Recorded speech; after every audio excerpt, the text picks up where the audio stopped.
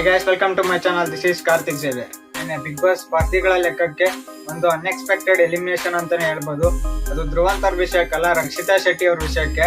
ಯಾಕಂದ್ರೆ ಯಾರು ಅಲ್ಲಿರೋ ಸ್ಪರ್ಧಿಗಳು ಅಂದ್ಕೊಂಡಿರ್ಲಿಲ್ಲ ರಕ್ಷಿತಾ ಶೆಟ್ಟಿ ಎಲಿಮಿನೇಟ್ ಆಗ್ತಾರೆ ಅಂತ. ಬಟ್ ಅವ್ರಿಬ್ರು ಆಗಿದ್ದಾರೆ. ಆಗ್ಬಿಟ್ಟು ಅವರು ಸೀಕ್ರೆಟ್ ರೂಮ್ ಹೋಗಿರೋ ವಿಷಯ ಈ ಸ್ಪರ್ಧಿಗಳಿಗೆ ಗೊತ್ತಿಲ್ಲ.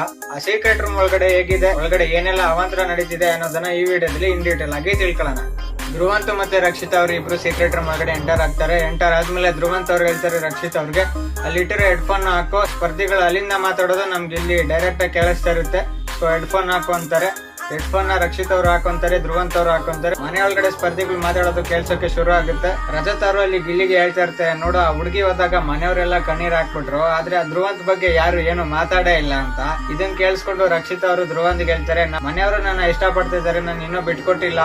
ಅದೇ ಕರ್ಕೊಂಡು ಧ್ರುವಂತ್ ಅವರು ರಕ್ಷಿತ್ ಅವ್ರಿಗೆ ಹೇಳ್ತೀರಾ, ಆನ್ ದ ಸ್ಪಾಟ್ ನಿನ್ ಮನೆಯಲ್ಲಿ ಯಾವ ತರಗಳನ್ನ ನೋಡಿದೀನಿ, ನೀನು ನಿನ್ ಮನೆಯವರು ಒಂದೇ ತರ ಇದ್ದೀರಾ ಅಂತ ಹೇಳ್ತಾರೆ. ಈ ಮಾತನ್ನ ಕೇಳಿಸ್ಕೊಂಡ ರಕ್ಷಿತ್ ಅವರು, ನಿಮ್ ಜೊತೆಲಿ ನಾನು ಅದ್ ಹೆಂಗಪ್ಪ ಕಳಿಯೋದು ಈ ಸೀಕ್ರೆಟ್ ರೂಮ್ ಅಲ್ಲಿ, ಇದೊಂದು ದೊಡ್ಡ ತಲೆನೋವಾಗೋಯ್ತು ಅಂತ ಹೇಳ್ತಾ ಇರ್ತಾರೆ.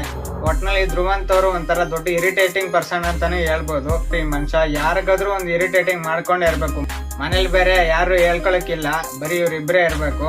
ಸ್ವಲ್ಪ ಕಷ್ಟನೇ ಆಗುತ್ತೆ ಅನ್ಕೊಂತ ರಕ್ಷಿತಾ ಶೆಟ್ಟಿಗೆ ಮನೇಲಿ ಆ ಧ್ರುವಂತ್ ಜೊತೆ ಇರೋದು. ನಿಮ್ಗೇನ ಅನ್ಸ್ತು ಅನ್ನೋದನ್ನ ಕಮೆಂಟ್ ಮಾಡ್ಬಿಟ್ಟು ತಿಳಿಸಿ. ಇದಾಗಿತ್ತು ಇವತ್ತಿನ ಫಸ್ಟ್ ಪ್ರೋಮೋ ಡಿಸ್ಕಷನ್. ವಿಡಿಯೋ ಇಷ್ಟ ಆಗಿರೋ ಲೈಕ್ ಮಾಡಿ, ಸಬ್ಸ್ಕ್ರೈಬ್ ಮಾಡ್ಕೊಳ್ಳಿ. Press the bell icon to get all notifications. Thank you.